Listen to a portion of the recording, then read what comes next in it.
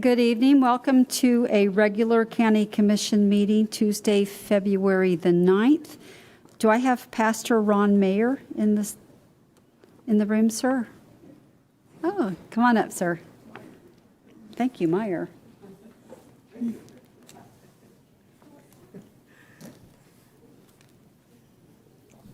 Almighty God, we come before you this evening and we pray that you would be with us as we gather as a community. We give you thanks for Kyle and for Thomas as they are becoming Eagle Scouts and now transitioning into being Eagle Scouts. We give you thanks for the service that you have given by Scott Ellis, selfless service to the community, and pray you be with him in his transition also. And we pray also that you be with Isadora Rangel as she transitions, as she has continued to guard our freedoms of the press. We pray that you would be with the county commissioners, that you would give them wisdom and guidance in not only their resolutions, but also in caring for our community, for the Indian River, for the endangered lands, so that we can pass on the beautiful world that you have created and given to us here in Brevard County, to our children and grandchildren. Give to them wisdom, give to them strength. In your name we pray. Amen. Amen. Thank you, sir. You studied a little bit before you came up. 25 years ago, I started the church I'm at now in this room. Oh, did you? Literally.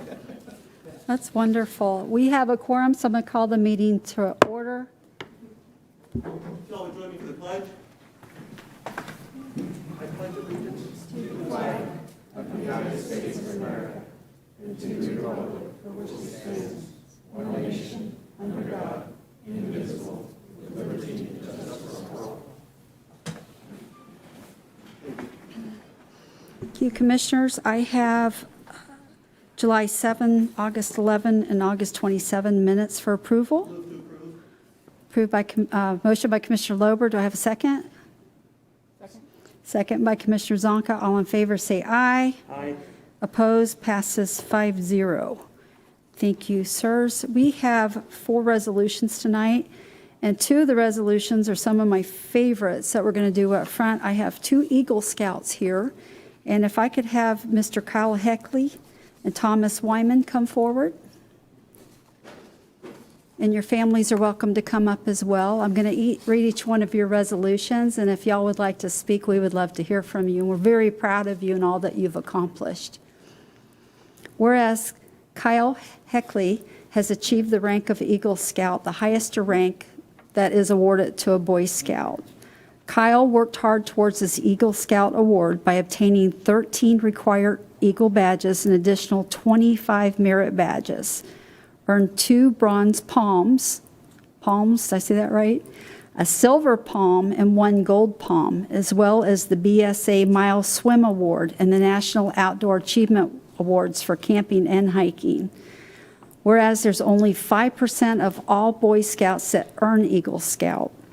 Kyle is currently a junior attending Space Coast Junior Senior High School, and you also attend Eastern Florida State College to earn your associate's in your arts degree, a 5-year Letterman varsity swimmer for the Space Coast Vipers. Kyle's project was developed, planned, and led to benefit the community and the LaGrange Cemetery. His work involved designing, creating, organizing, and leading a team of scouts to install new section markers. The lessons obtained by the Eagle Scout Award are important not only to the life of the Scout, but also to enhance the future development of leadership in this nation. Commissioners, I would like to make a motion to therefore recognize Mr. Kyle Stephen Hecky as a, am I saying that right? Hecky, as an Eagle Scout this day. I have a motion by Commissioner Smith. All in favor, say aye. Aye. Aye. It passes 5-0. Thomas Wyman, you also have achieved the rank of Eagle Scout. Thomas, you worked hard towards your Eagle Scout Award. You obtained 13 of the required Eagle badges, an additional 27 merit badges. You earned the bronze, silver, and gold palms as well. as the 50 Miler Award and the National Outdoor Achievement Award for hiking and camping. You are one of the youngest scouts to achieve the rank of Eagle in troop history. In a little while, I'd like for you to tell us your age, if you wouldn't mind. I am 14, and in 6 days I turn 15. That's wonderful. Wonderful, Thomas. Thomas is an 8th grader at Space Coast Senior High School. You're a varsity Viper swimmer and is a Brotherhood member of the Order of the Arrow.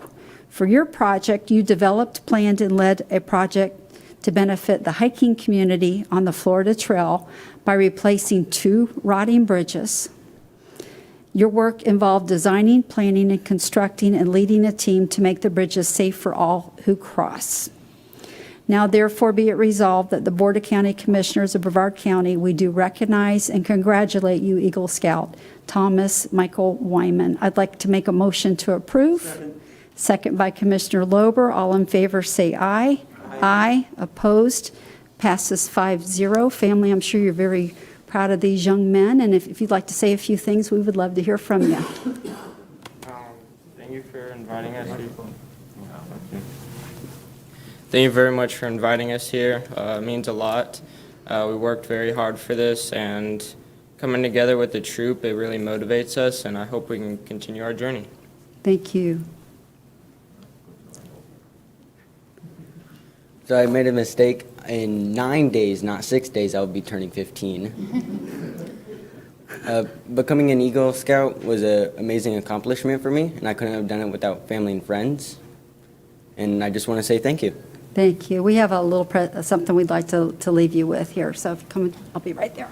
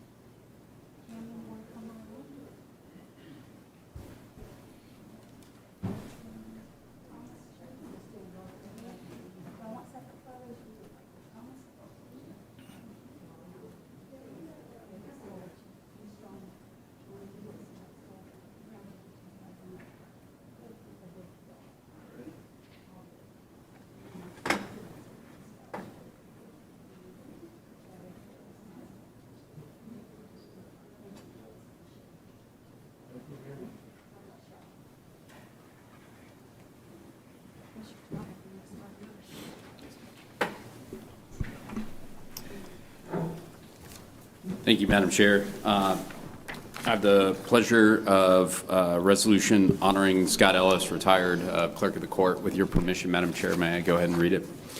Thank you. Whereas Scott Ellis was born in Charleston, West Virginia, and whereas Mr. Ellis graduated from Oak Valley High School in 1976, and whereas Mr. Ellis is a veteran of the United States Air Force, having served honorably until 1980, and whereas in 1992 he ran for and won a seat for the Brevard County Commission, whereas he immediately became a staunch advocate for accountability in government, where he was a key supporter of the charter cap ensuring limits on runaway budgetary growth, and whereas throughout his career Mr. Ellis was a harsh critic of the environmentally endangered land program, and whereas Mr. Ellis began his most recent term as Clerk of the Court during a tumultuous time in which his predecessor was facing felony corruption charges for which he was later convicted, and whereas throughout his career Mr. Ellis has attracted superb talent to his staff, including a highly qualified and gifted in-house counsel, and whereas during his most recent tenure, Mr. Ellis continued his long tradition of ensuring accountability when he challenged the board's decision to take out a bond for a cash handout to Blue Origin, and whereas Mr. Ellis will be remembered always as an advocate for transparency, accountability, and efficiency in government. Now, therefore, be resolved that Mr. Scott Ellis, retired Clerk of the Court, Brevard County, will always be fondly remembered and celebrated in Brevard County, done, ordered, adopted in regular session this 9th day of February 2021. Madam Chair, Mr. Ellis worked with my dad previously. Way back in the day. And though he may be out of elected office, I certainly hope he stays active with his emails and communications. Would you like to make a motion, sir? A motion to approve the resolution, Madam Chair. Motion by Commissioner Tobias, second by Commissioner Smith. I'm going to go ahead and approve it and then let you guys chime in. All in favor, say aye. Aye. Opposed? Passes 5-0, sir. Actually, I have to abstain, Madam Chair. Oh, you have to abstain? Yes, ma'am, so it'll pass 4-0. That's why I Okay. hit the light. 4-0. I'm sorry, I thought. it No, was that's just- all right, I that's thought all you were right. just going to say who his counsel was, because Understood. it's the most beautiful Rebecca. Thank you. Yeah. Commissioner Zonka. There's no financial with this. Oops, sorry. I was curious why they abstain. Because I believe I have a conflict with respect to this, and in an abundance of caution, I'd rather abstain than have even the appearance of impropriety. I've spoken Can I- with counsel outside of the meeting to ensure that it's Okay. acceptable. All right. Ms. Bentley? It is acceptable. Okay. I just want to make sure. Yeah, I don't know why anyone would want to force me to vote on a resolution where my vote really, quite frankly, isn't going to change the outcome anyway. Yeah. Commissioner Zonka, did you have something else? I hate I to was- go back in a clerk mode based on statutes. You have to have a legal reason to abstain from voting when you don't vote. I was just more curious than anything. You know, you read some great points about Mr. Ellis, and those are the things that I remember about Mr. Ellis, aside from all of those great things, is what a great friend you've been over the years. And I know you're not going to go away because you can't, because you care too much about this community. Most people don't know he's a baseball coach. I mean, unless you're friends with Scott, he doesn't ever talk about it. He doesn't ever brag about the things that he does in the community outside of being a watchdog of the taxpayer. So thank you. And Yes, I we look have forward. practice tonight. And I look forward to those phone calls or those lunches or coffees talking about how we can do our job better. And as you know, Christine, I'm on Rob Medina all the time. Rob used to coach down in Palm Bay. There's always a shortage of coaches. I'm always on Rob. He needs to get back out on the ball field. Yeah. Well, thank you for You're everything very you've welcome. done. Commissioner Smith. Yeah, I just wanted to, on behalf of the kids and the animals in the community, I want to thank you. As Christine pointed out, you have a great love of kids, and you have a great way to communicate with kids, and of course, you love animals. And of course, Kurt, your grandson was a pretty good ball player. Yeah, he was. He was. And I'd also like to mention this guy, as tough as he tries to be, he's got a heart as big as this room. Yeah. And a house full of dogs. I just want you to know that through the years that you've always been feisty, and you kind of add a little bit of horseradish to everything. And you've always been incredibly kind and respectful to me, and I want to thank you for that, because I think you're a good man with a good heart, and I appreciate you. You can always disagree politely. Yeah. Yeah. Thank you, John. We're good. We're good. Thank you all very much. Frank and Eden, you know what I've told you. No, we're good, Don. Thank you very much. Commissioner Tobias, the floor is still yours, sir. Thank you, Madam Chair. This is a special meeting. I have two resolutions here. This one just came to my attention, so I appreciate the discretion on allowing it to be a late ad. This is a resolution honoring Florida Today reporter Isadora Rangel. And with your permission, Madam Chair, may I go ahead and read it? Thank you, Madam Chair. Whereas Isadora Rangel has served Brevard County citizens as a public affairs and engagement editor at the Florida Today since 2017, and whereas she has a bachelor's degree in journalism from Florida International University, and also was selected to attend a workshop for the New York Times Student Journalism Institute. And whereas Ms. Rangel oversaw the Florida Today's opinion page, wrote columns and editorials, as well as coordinated engagement efforts in Brevard County, including the Project Civility Brevard. And whereas because of her eloquent prose, the circulation of the Florida Today dropped only 16% during her tenure, according to Dan Christensen of the Florida Bulldog. And whereas she selflessly advocated for public notice in newspapers, despite the fact that it's rarely read, cost taxpayers millions, and would benefit her employer's pocketbooks. And whereas her dedication to Brevard is exemplified by accepting a position with the Miami Herald a mere 3 years after coming here. And whereas her liberal viewpoints will be sorely missed by Brevard Democrats alike.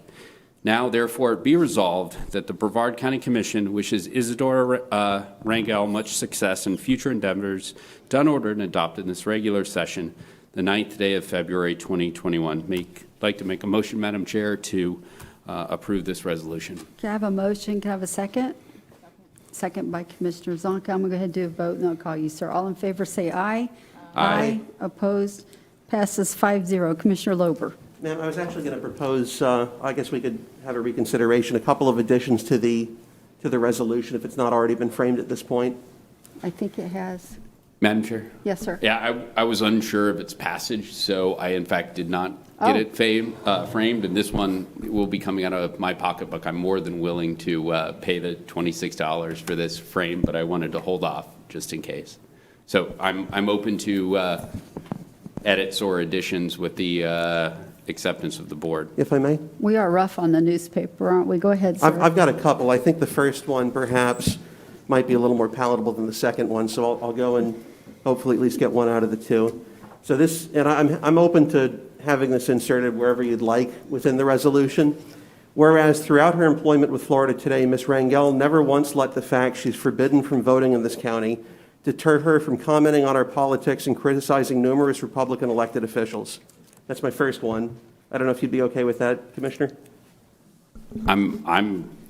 If it's okay with the board, I'm happy to accept it. I certainly wouldn't want to sabotage it with a certain whereas clause, but if there's one other member, I'm okay.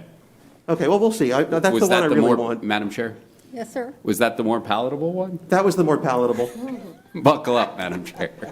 All right, I'll take my mask off. I've got a good 10 feet from Commissioner Tobias here, so I pronounce everything correctly and well understood. Whereas despite her recurring and highly partisan criticisms of the manner in which this county, state, and country are governed, Ms. Rangel deserves recognition for selflessly remaining in this country, notwithstanding our roughly tenfold higher per capita GDP and approximately 1/6 the murder rate of the country from which she hails.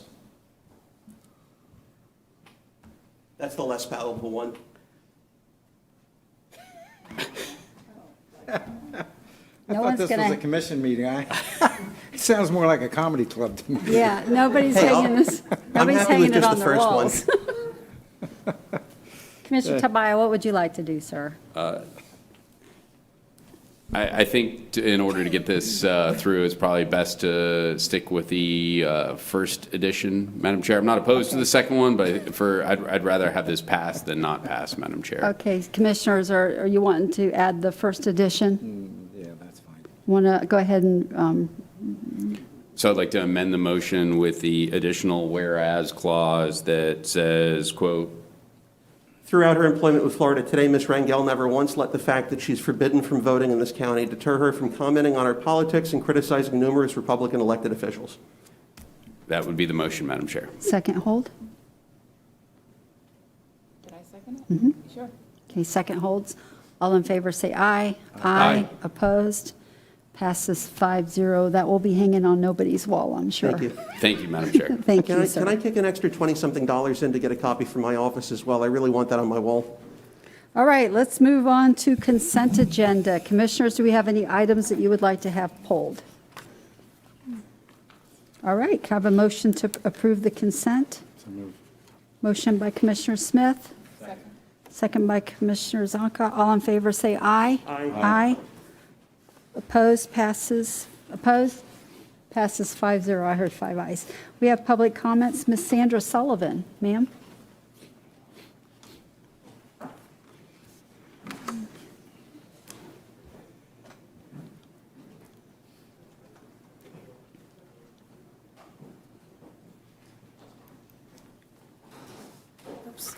Anyway.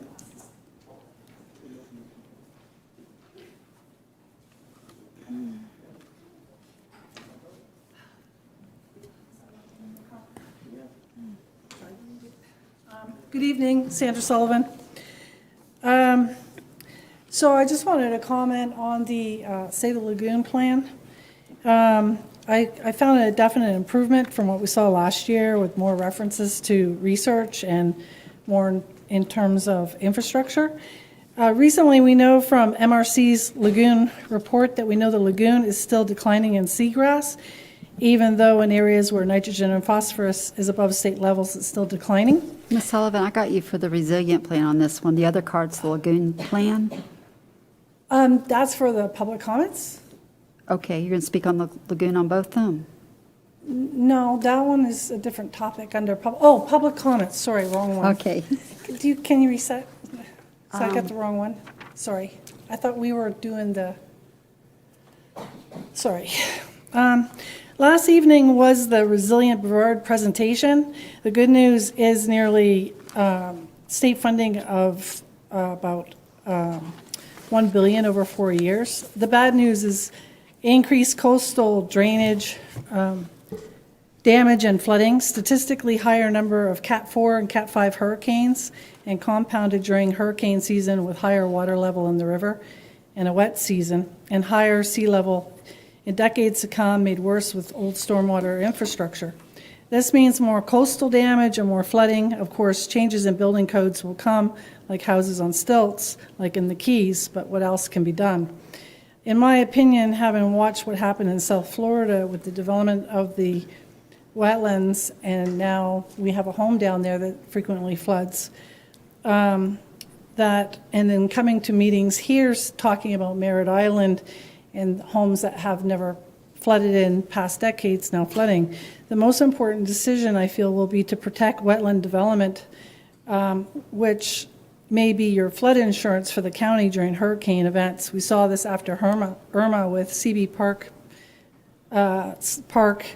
Smith Park and the area under 3 feet of water. I would also encourage county to implement a strong low-impact development regulations in areas of surface water to reduce stormwater impact flooding by natural percolation. At the Resilient meeting last night, we had confirmation that the City of Satellite Beach's intent is to redevelop A1A with density because of flooding in order, he said, for the city to remain financially viable. He said that he was consulting for city and recently wrote their comp plan amendments, so this is at play now. High impact development in South Florida, as I mentioned, has impacted coasts with high biological and no swim flags, and would impact our protected nearshore reef. I suggest density on A1A would also impact South Beach's sewage plant near capacity and likely require plant to be replaced at $50 million. And then there's another issue with, you guys did a report in 1999 that there's not concurrency to get off the barrier island in event of a strong hurricane or fast-moving hurricane. So I just would like the county to consider whether the financial impact of developing impact along A1A and the impact to the roads, and look at this as a county-wide decision and to work with the state, because in the past they had more enforcement of their comp plan, and that's not there now. Thank you. Thank you, ma'am.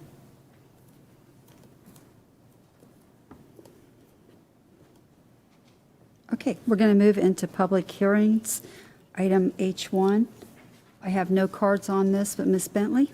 Okay, this is an item that was authorized by the Board for Legislative Intent on January 12th to amend Chapter 2, Article 8 of the Brevard County Code to remove the supermajority vote requirement for the sale or lease of county property and to alter the notice provisions so that posting on Legistar through the agenda will be sufficient. Mr. Tobias, do you want the honors on this one? Madam, there are no changes since the previous posting, so motion to approve, Madam Chair. A motion to approve, second by Commissioner Smith. Commissioner Lober? Just briefly, if I may, Madam Chair. So some time back, probably we're looking about a year ago at this point, Commissioner Tobias had a similar item, at least in the sense that it was removing regulation as to the possession of alcohol at county parks. And we had carved out D2. I just wanted to give everyone a heads up that I'm going to go back, revisit that, and then hopefully rope D2 back into that. But I spoke with our Parks and Rec director on that, and I didn't hear that we've had any issues. So based on that, and also having spoken with law enforcement, I don't know that doing that with respect to this item is really necessary insofar as carving out D2. So I'm going to support it this evening, and I'll be coming back either at the next meeting or the following one to rope D2 back in with the rest of the districts for the parks item. Sir, do you want that moved into item J3? Your comment? I do, in fact. I Thank you. thought Yeah, you know what? My numbering is off. I'm Okay, sorry. It's okay. Thank you. Now we know what you're going to think when we come Okay, to there we that. go. I apologize. Okay, it's okay, it's great. I have a motion and a second. All in favor, say aye. Aye. Aye, opposed, passes 5-0. Item H2.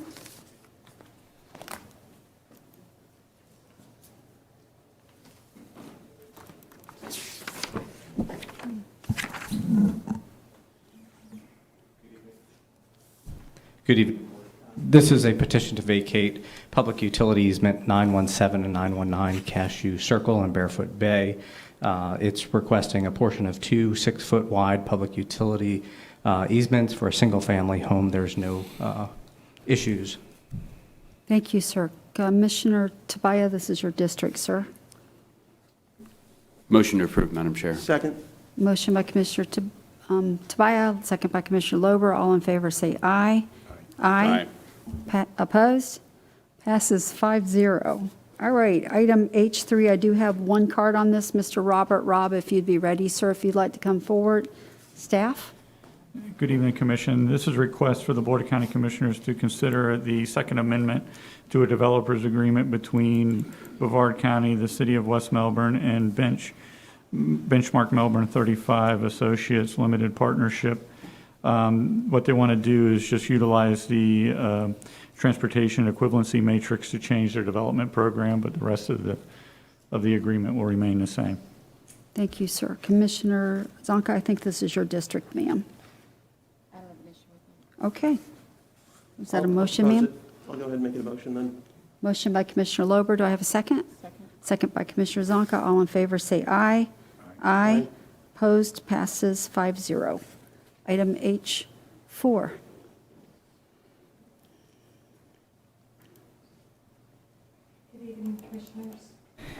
Mary Ellen Donner, Brevard County Parks and Recreation Department Director. This item is to renew the North Brevard Senior Center lease for the property. Right now, it is in the agenda as 5 years, retroactive to August 18th, but I believe the Commissioner may have an amendment. I was just going to request that we do it for 3 years instead of 5, if that would be all right.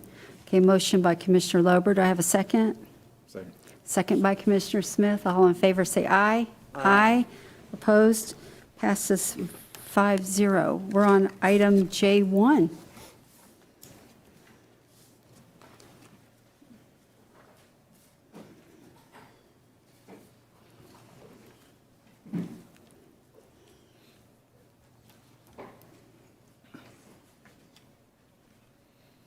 Good evening, Commissioners. This is adoption of the Save Our Indian River Lagoon Project Plan 2021 update. It was unanimously recommended by the Save Our Indian River Lagoon Citizen Oversight Committee. It represents a $5 million decrease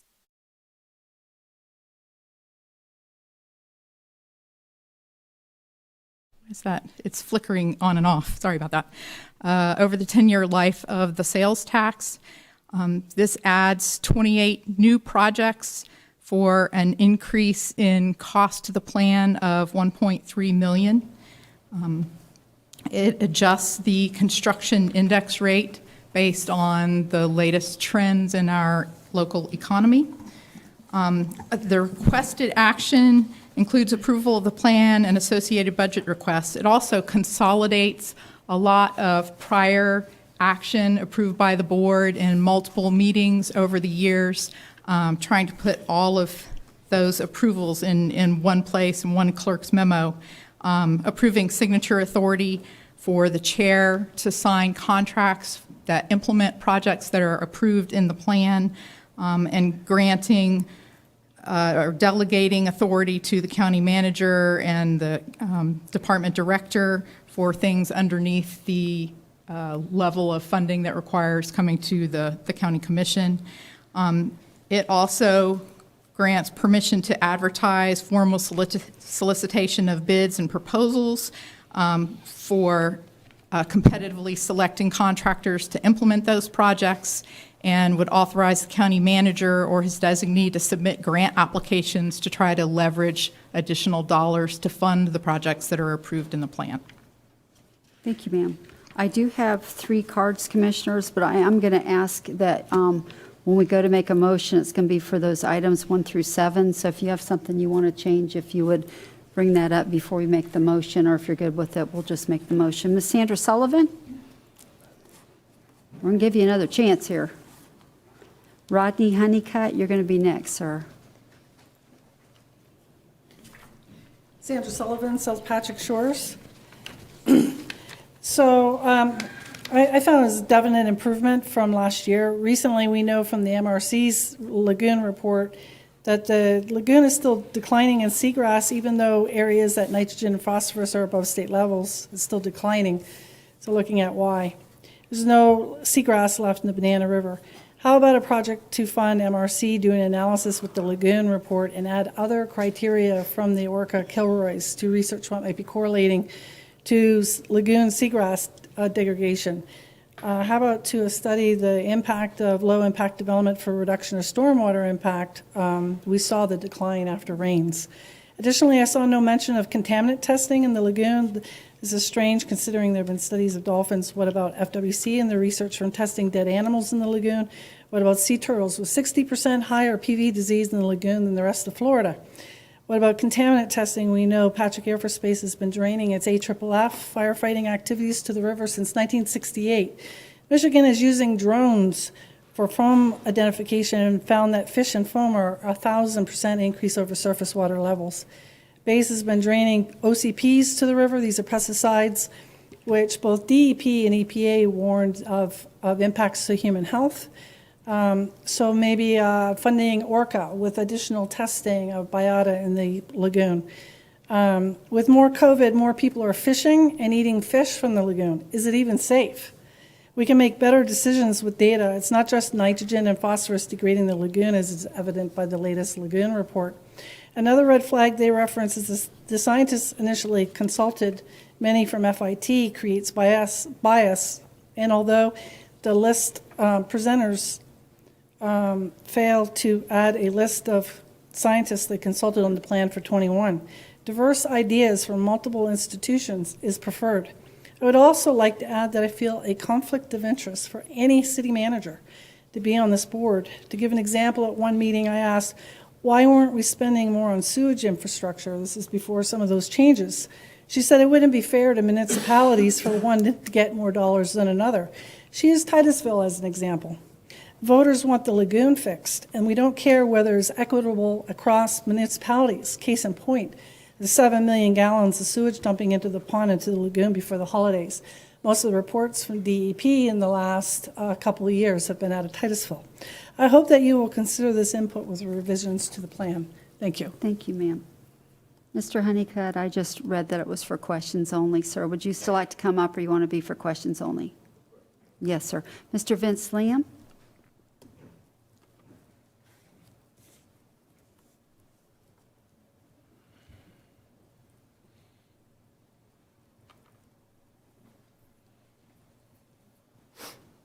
Good afternoon. I'm Vince Lamb of South Merritt Island. I'm here speaking tonight as the chair of the Brevard Indian River Lagoon Coalition. Our coalition was formed in 2013 to serve as public communication and advocacy for the Indian River Lagoon. I can't help but reflect a bit on this process. In 2016, in these chambers, the soil plan was born, and the commission, of course, voted to send it to the voters, and the voters in every precinct in Brevard County voted to support the soil plan. So then, I look at we're in the 4th year. We're approaching $200 million spent, and I and my associates are truly supportive of how the COC has functioned, how the staff has brought things to the COC, and the process in which the projects have been selected, and going back to the original guidelines, which were that the projects needed to be chosen on the basis of the ones that provided the best return, the best use of money to our residents, and also to spread it across a number of different areas. So we've done that, I think, in a very good way.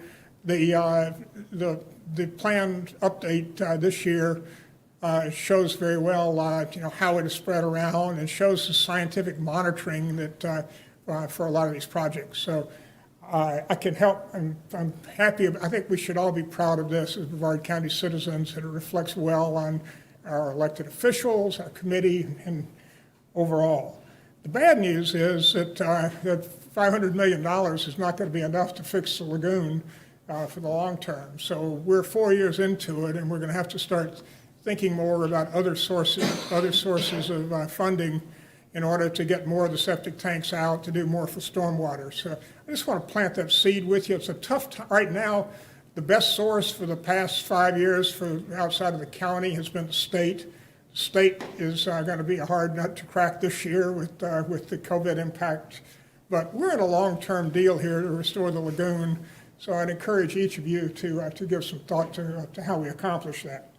The one other topic is that not everything that fixes a lagoon requires taxpayer money.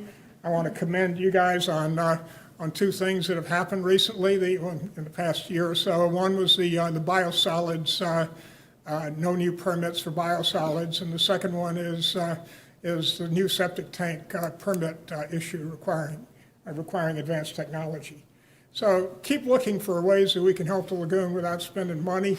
Please approve this tonight, and pat yourselves on the back for providing the highest level leadership of our lagoon restoration in this county. Thank you, sir. Yeah. Commissioner Lober. Just a couple of things. First, if I may have a little leeway, I have a question for staff, if that's all right. Okay, first, Virginia, if I may, if we don't take action on this tonight, or if the motion fails, what would happen? Would we simply continue on what we had previously approved a year ago? Yes, the 2020 plan would be the current plan, and we would continue implementing the 2020 plan. And just help me refresh my recollection, if you would. We're paying for, I guess, the least bang for the buck that's still approved by the plan, about $1,500 a pound of nitrogen to remove, right? More or less? Is the least cost-effective project in the plan, Right. yes.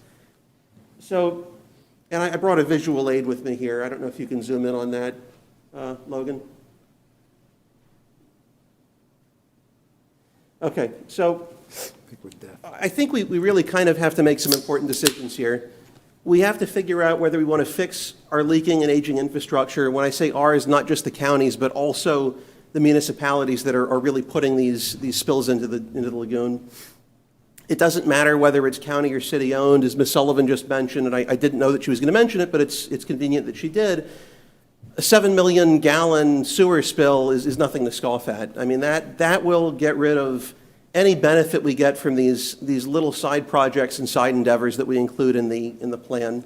I don't care if Titusville, if this is what's necessary, for instance, gets more than their share if it helps all of us. That body of water stretches past the north end of the county and past the south end of the county. We have one sizable spill. A 7 million gallon spill would be a good one for recollection. That negates all of the studies that we're talking about doing and that we've done. It negates all the seagrass efforts. It negates all the filter feeders, anything to do with that. We can keep adding living organisms like these filter feeders, whether they're clams or otherwise, to a poisoned waterway, or we can finally develop something of a spine and insist that all of the money go toward infrastructure and demucking until we're in a better place. We're going to get the blame regardless, whether we go with the recommendation, whether we don't go with the recommendation. So given that, we might as well do the right thing. Our sewer system alone, the county system, from my estimates, having spoken with staff and done some due diligence on my own, we could use over $300 million to fix our own county sewer system to put us in a place where we really aren't having recurring, repeated leaks. We can't borrow all of that at reasonable rates. The state revolving fund, for instance, that everyone says is a cure-all, or I should say some folks say is a cure-all, caps things out at $20 million a project. Even if we partition it out, the chance that we're going to get anywhere near that amount of money is slim to none, certainly not in a quick order. So this isn't really rocket science, despite the fact that we are on the Space Coast here. The more organics that go in the lagoon, the more that we have to pull out. So we don't need a study, we don't need a filter feeder to tell us that. It's just simple. It's like if you have a fish tank. If you pour more fish food in there and the fish do what any living organism does after they process food, you're going to have to get that out by cleaning the tank at the end of the day. So when we look at these monster spills that we have again and again and again, whether it's Titusville or whether it's us, shame on us for not doing what we need to and pushing back to say we don't want more spills. It's really not okay. I am happy that the state has actually kind of put our feet to the fire, or feet to the coals, so to speak, and put in place punitive measures to tell us they don't want us polluting anymore. They don't want us leaking anymore. It's simply not acceptable. I think the state's made that clear. I think our constituents have made that clear. I'm all for going with the flow if there's no downside, but this is something, forgive the pun here, going with the flow. There is a downside. I think we need to take a stand. I think that we need to insist that if we change things, we make a meaningful change, pushing everything to infrastructure and demucking. The specific balance, I think, is debatable, but all this other stuff, if it's a $10,000 project or a $100,000 project, it's $10,000 or $100,000 that we're essentially flushing down the toilet, because we know if we have one substantial leak, everything that we stand to gain with $1,500 a pound of nitrogen goes out the window. We're spending up to $1,500 per pound of nitrogen removal, and we have leaks that are 7 million gallons. I don't know if the water weighs 10 pounds a gallon. I guess it depends on the salt content and what else is in there. But you're talking about a tremendous financial burden on the county for us to continue allowing what's going to go. So I appreciate what the committee has done. I recognize that it's not a massive change from last year. But I think between then and now, I've essentially had that straw that's broken my back in terms of my tolerance for supporting the plan. So I respect the folks that are on there. I don't question that they mean well. But I think, we need to take a stand. And if there's some constituents that are angry, if they've watched a show on Discovery and they think they're an armchair ecologist, they're welcome to be angry, but I'm still going to do the right thing at the end of the day. So I'm not going to support this year. Thank you, sir. Commissioner Tabaya? Thank you, Madam Chair. And I first of all want to thank the hard work, the dedication that all the volunteers of the COC put in.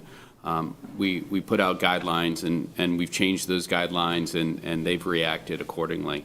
And I also want to thank staff. Virginia, you've done an absolute wonderful job. There's been many shareholders in this, and I think you've helped lead, guide, and wrangle them.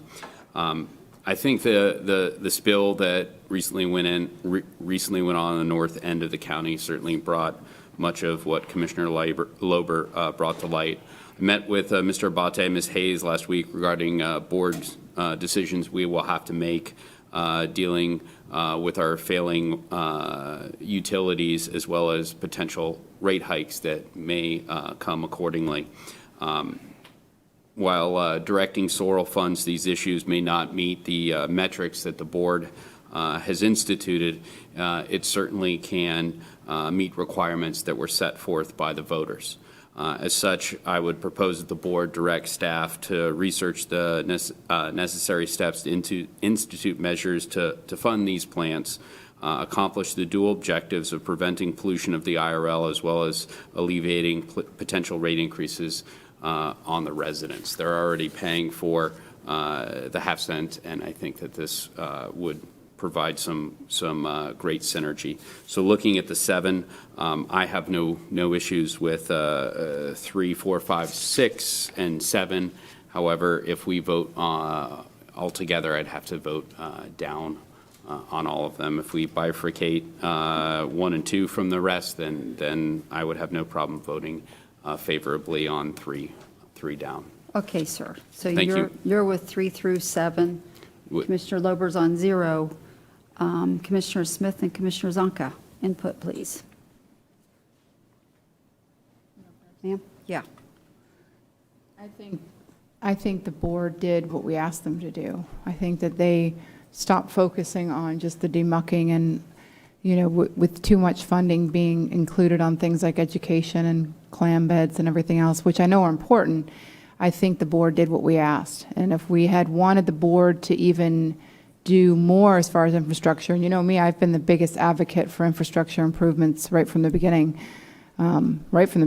So I think there has to be a balance. I mean, I think I heard the words, it wasn't from our utility director, but it was from somebody in management, that we could have a brand new system in place and we still can't guarantee that there's not going to be a spill, because that would be a guarantee that we would just never know, depending on whether somebody breaks a pipe, in construction or otherwise, or what kind of storm we hit. And if we started today, we couldn't possibly get the entire thing done in time for even the lagoon plan to finish. So I think it's a combination of both. I think that we're doing the responsible thing, and I think the Oversight Committee has done a really good job at taking that information and trying to present us with a plan that the board could vote and support. So I'm going to support it as it stands. Thank you, ma'am. Commissioner Smith? Thank you, Madam Chair. I would echo Commissioner Zonka's comments.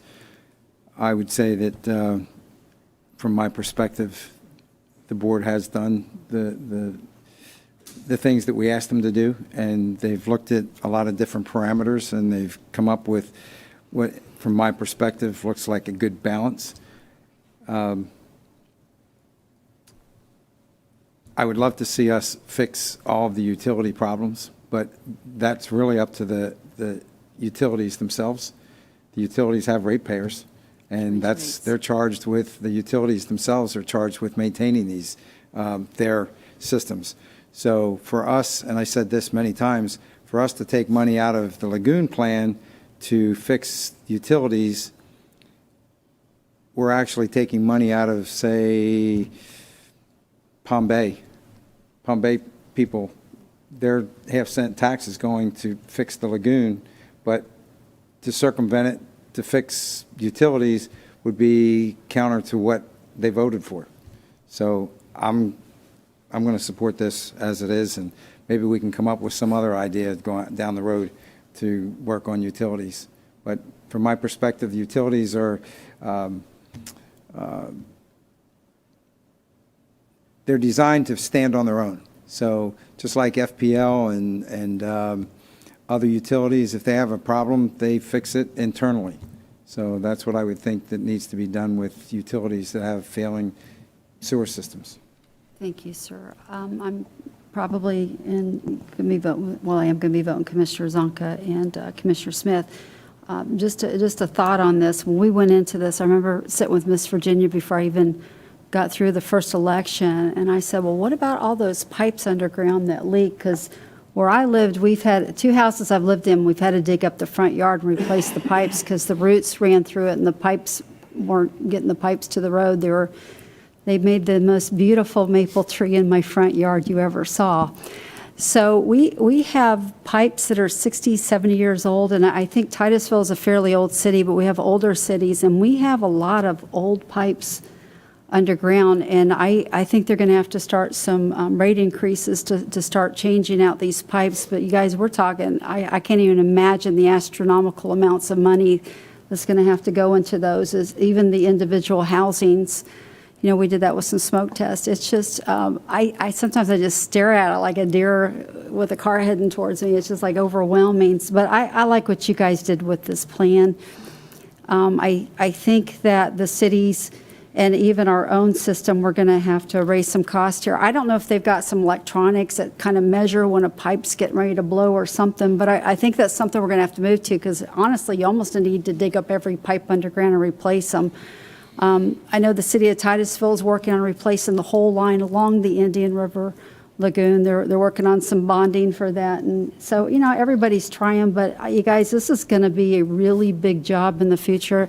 And I'm glad we're going to leave it to the next commission when we go, guys, because this is going to be an ongoing topic. But I think I'm good with the plan. I got a little tickled that, well, not really tickled, but kind of tickled when Commissioner Loper got on last time. We just turned it all upside down again.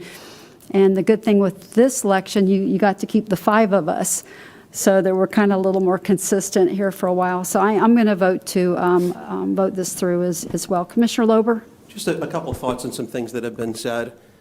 Certainly, and folks are where they are, but as far as what Commissioner Zonka mentioned about not being able to guarantee that we won't have spills even if the system's brand new, I agree. But it's not even questionable that the likelihood of spills with a new system would substantially decrease. We have maps in utilities right now that show known areas that are generally clustered together, oftentimes based on the age and the time of development of known poorly rated pipes. It shouldn't be a surprise when those break if we don't put the money into fixing them. Just as we can't guarantee that someone won't get skin cancer based on whether they bake in the sun and get recurring peeling burns, it still doesn't make it a good idea to do that. Something having lottery odds versus having a totally different set of odds, that's not what we're talking about here. We're talking about Apollo-era pipes in a lot of places or older that have to be fixed that haven't been fixed at this point. As far as what Commissioner Smith had mentioned with respect to things being unfair to the cities, I agree. It may subjectively be unfair to Palm Bay or to Rockledge or to Titusville or to some portion of the county, whether it's incorporated or not. But the real question we ought to ask ourselves is, where's the biggest return on investment? I don't know that it matters whether it's subjectively fair. The voters want us to fix the problem, not to fix the problem, but only do as much as we can, keeping it in a certain way that's perceived as fair. The question we ought to ask is, where do we get the most bang for the buck? Where does a dollar best fix the lagoon if we apply that dollar? So, I don't necessarily disagree that these utilities are designed to stand on their own, but the fact of the matter is, certainly for our utility, there simply isn't sufficient funding for it to do that.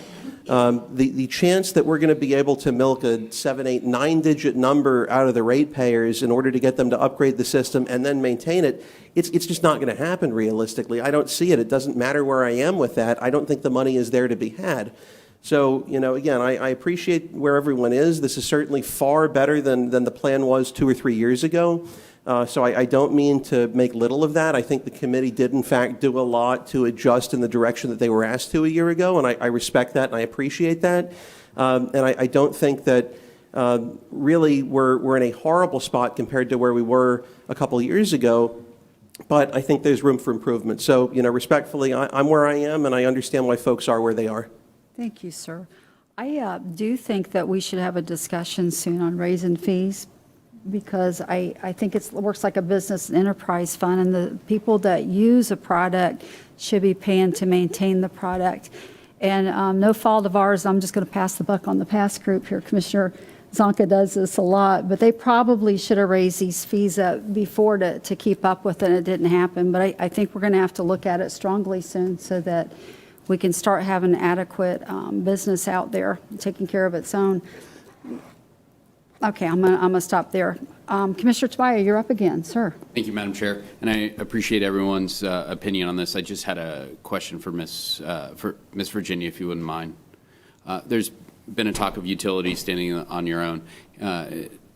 Is that correct? Have there been any dollars from the Save Our Indian River Lagoon that have gone to any of the either municipal or county utilities at this point?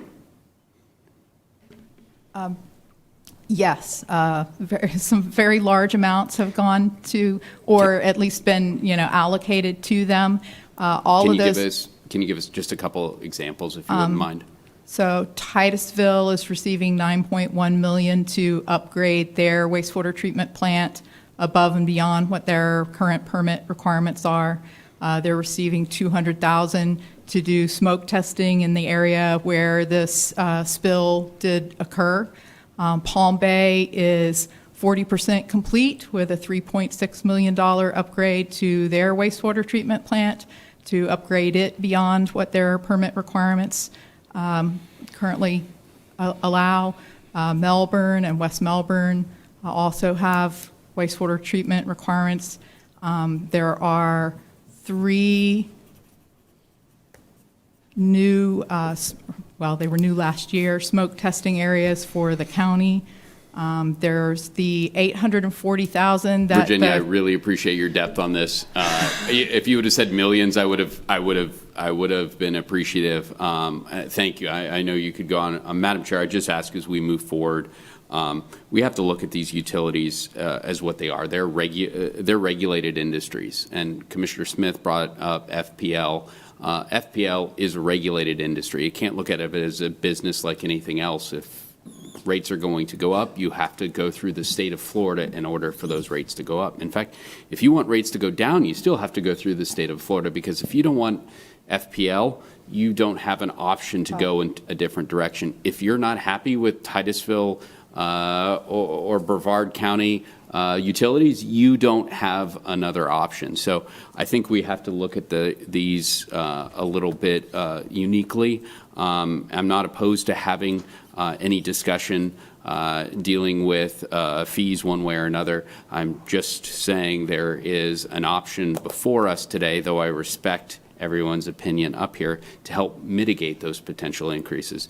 This is something that we have done with some of the funds already, according to Virginia, to the tunes of tens of millions of dollars. So this is not a unique idea out of Commissioner Lober. Again, I don't expect any support. I just think that we all should be on a level playing field when it comes to the reality of this situation. Thank you, Madam Chair. I wouldn't and thank you, Virginia. necessarily opposed to that if there was a way to catch up, but I think these projects they aren't regular maintenance projects. These have to be something above and beyond what a typical plant did. So like the Titusville one, it cleanses the water an extra amount that they aren't even required to have to do. So that's why it became a lagoon project. So I think that's a little bit of the difference in that. But as far as leaking pipes, that should be the ratepayers. But I just think everybody's going to have to make those changes soon.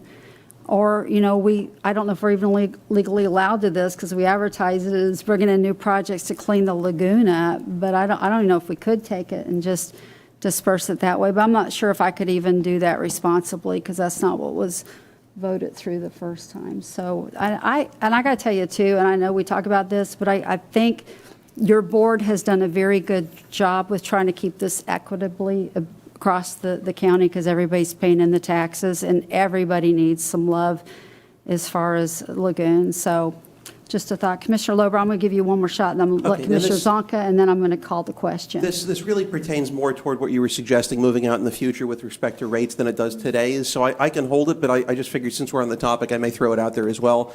My thought, there are a few things. There are a few things that go into the calculation as far as variables with respect to whether it's fair to make ratepayers eat the entire cost of fixing the system. A couple examples. I'll give you some that I think may be more germane than others. So we have someone in the audience, let's say, that moves here a week ago. They've been a ratepayer for 6 days. Is it fair for them to have to eat, as a brand new ratepayer, the cost of decades of neglect toward the system that really, frankly, are on account of years and years of our predecessors not having had the rates where they should have been?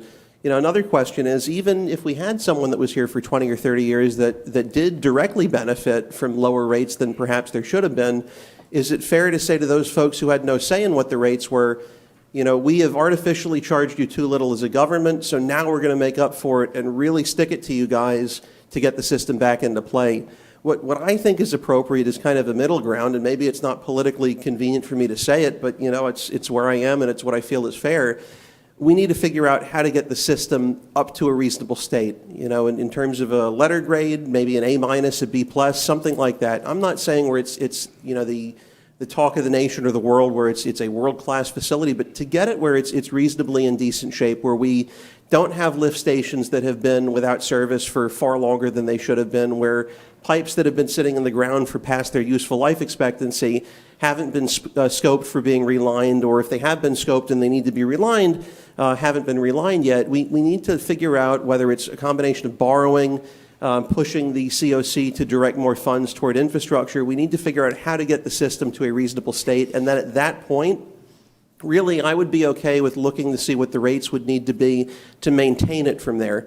But to force them, a lot of these folks, really all of them, due to no fault of their own, the rates haven't been perhaps what they should have been to make up for it. We've had people that have benefited decades from it, and I just, I don't know that it's fair for those folks that didn't have any say, and also those folks that didn't have the decades of benefit, to say, okay, now you're a brand new ratepayer, welcome. Even for instance, some of my constituents that just had their septic systems converted to sewer, they may be thrilled. I would be thrilled to be on a sewer system if they offered it where I am.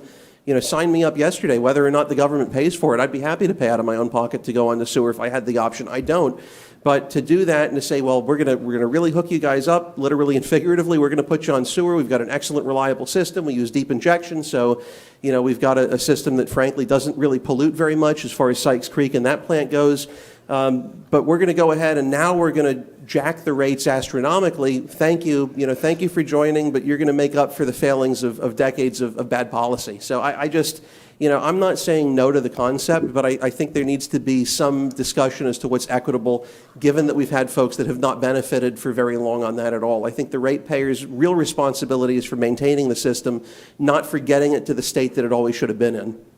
Thank you, sir. I'm going to be real quick and just throw something in because you kind of directed it. I completely disagree. I live in Titusville. We got most of this mess going on. They need to raise my rates and fix the problem. And I don't think Palm Bay should have to pay from where I live because they haven't done necessarily things. So I'm ready to pay the cost to fix where I live and take care of it. So just the flip side on that, Commissioner Zonka. Oops. Yeah, I was just going to make mention that FPL is required by the state to make the system hard. So that's like another difference, I guess, than us. But I think that, this is what we sent them back with. This is what we sent the original plan back with the last time we voted on this. And Virginia, I know I don't want to put you on the spot because you probably weren't prepared to just pull a number out from that accounting brain of yours. But about how many million have we paid as far as what utilities would normally pay for those kinds of projects? Like, I know it's not tens of millions for necessarily laterals, but, things that the utility would typically pay for. How much of the lagoon plan funding has been allocated for that? I mean, I know it's tough In terms of offsetting maintenance costs, really very little. So the only thing that comes to mind immediately is the smoke testing, which is a recommended practice and a typical practice, but not a mandated practice for utilities. And so that was something that the committee felt like they could do to help identify where the weaknesses were in the system so that the utilities could then get them fixed, and so that the private homeowners would know that they were a part of the problem and help to get those leaks fixed to avoid But part of overflows. increasing capacity is also prevention of the spills. I mean, correct? I mean, Right, but there are no Not spills, but- capacity increases. I thought the Titusville plant. It's improving the treatment of the existing capacity. Okay, so is it able to push it out quicker? I mean, Cocoa Beach is maybe more like that, where they're providing a larger capacity of some of the early steps in the treatment train so that they can push more water down the well during a storm event and not discharge to the lagoon. mm-hmm. And also, too, the tens of millions in stormwater projects, I think, is the biggest impact, and that's normally paid for by us, Correct, yeah. in a different There's way, about so. 40 million that's going Correct. towards stormwater projects. Correct, so you kind of have an idea of where the board is, and again, like you've heard me rant on about, utility improvements and stuff, and the utility discussion is probably not meant for this discussion, although I think it's good that everybody, learns where each of us are at, but I'm happy with the plan. And thank you for all your hard work in getting it together. Can we finally call the question? Yes, we can. I just got to say that I love that this commission's so passionate about this and that we're all really working it. So everybody out there who fusses at us for this, that we fuss at each other more than you do. So all in favor say, I have a motion. Second. I think I made the motion, didn't I? Motion by Commissioner Zonka. I don't think we made one yet. Second by Commissioner Smith. All in favor say aye. Aye. Opposed? Nay. Passes 5-2. 3-2. 3-2, ma'am. Doggone it. No, okay, thank you. Yes. It's late. Okay. Let's move into item J2.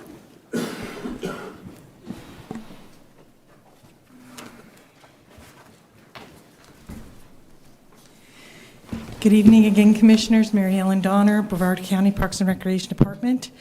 J2 is an amendment, the 10th amendment, to a management lease agreement between Brevard County EEL and the state of Florida. Move to approve. Okay. Second. Motion by Commissioner Lober, a second by Commissioner Smith. All in favor, say aye. Aye. Opposed, passes 5-0. Move to- Thank you, Commissioners. Thank you, ma'am. Item J3. I think everyone knows where I'm at with this one. We do, sir. Now, No, tell us again. No, I wouldn't want to bore you. Commissioner Tobias, do you want to jump in for this one, sir, or you want staff to run? Sure, Madam Chair, I wouldn't mind discussing it with your discretion. Thanks. This deals with Section 6-2 of Brevard County Code of Ordinance, which was initiated or instituted in its current form way back in 1979. Section 6-2 restricts the possession of open containers in certain areas of unincorporated Brevard County, including streets, alleys, sidewalks, parking areas open to the general public, and located within 100 yards of any building containing an establishment open to the general public. Madam Chair, I've got some reasons why this is probably a good change. Would you like me to discuss those? Are we going to enjoy them? They're not bad, Okay. Madam Chair. What would you like to do, sir? Sure, I'll go over them very briefly, and I've delineated them in a pretty clear fashion. Number one, state statute already covers dangerous behavior, so Florida's statute regulates all alcohol-related behaviors. For example, Section 856.011 prohibits disorderly intoxication causing a disturbance. This obviously has nothing to do with altering state statute. Primarily, I don't want to do that, and secondarily, we as a county commission don't have that authority. Let me give you a real-life example. There's a new Winn-Dixie that opened up in West Melbourne. I strongly suggest everyone go there. They have local beers on tap for $3. They're very accommodating. You can take this local beer and walk through Winn-Dixie and do your shopping. However, they have actual holders in the shopping carts. However, if you don't finish that beer and you have that beer in that cart and you're rolling it out into the parking lot, you could, if that was in county property, you would be violating this ordinance, which would be a misdemeanor and potentially leading up to 60 days in jail. Again, that is just the beer in your cart going to your car. COVID has brought this up. It's brought the absurdity of this ordinance further into perspective. While at the same time the CDC is encouraging outdoor dining and social distancing, and restaurants are trying to accommodate this public health measure by using outdoor public spaces, our ordinance places penalties on such behavior. And finally, and I know many of you guys are very concerned with home rule, repealing this ordinance would have no impact on the cities. The ordinance explicitly deals only with unincorporated areas, so there would be absolutely no change within incorporated sections of the county. Commissioner Lover has mentioned we've done a similar thing in our parks. I think that this is just a logical next step. Madam Chair, this is just permission to advertise, so I would like to, once everyone's done, make a motion for legislative intent and permission to advertise an ordinance repealing Section 6-2 of Brevard County Code of Ordinances. Madam Chair. I have a motion and a second got by Commissioner Lober. And no more lights? I'll call. Oh, okay, sir. Yeah, I kind of agree that the ordinance as it stands now really doesn't matter a whole lot, and taking it away I don't think anybody's going to really notice. My one concern, however, is, and it may be out in left field, but if people start walking around with open containers and you've had 1 or 2 drinks and there's no trash can nearby, where's that container going to likely wind up? Madam Chair. Yes, sir. I don't have a good answer. Unfortunately, people do throw things on the ground. They throw alcohol bottles as well as water bottles. Mm-hmm. I don't think we should limit, people walking around. I don't think we should limit people walking around with water bottles. And I'm happy that littering has some sort of penalty. I think. Heck, I wouldn't mind making it a misdemeanor with 60 days in jail if you would bring it up. Yeah, let's do it. That would be my only concern. Does anybody else have any thoughts on this? Because I really don't. I don't either. But you're thinking that when people get a little trash, they do a little more trash, huh? Yeah, that's Yeah. it. Yeah. You know, you could do it for 6 months and see and revisit it. That would be an option too. But I'll support it either way. Yeah, if all heck breaks loose, we can always wind it back. Okay, I have a motion and a second. All in favor, say aye. Aye. Opposed? Passes 5-0. Do we have an item J4? No. Okay, I didn't think so. Someone had said that earlier. All right, I have no new public comments. We're going to move to board reports. County Manager. No report. Eden Bentley. No report. Commissioner Lober. Got a couple thanks that I want to pass out. First, I want to thank the board.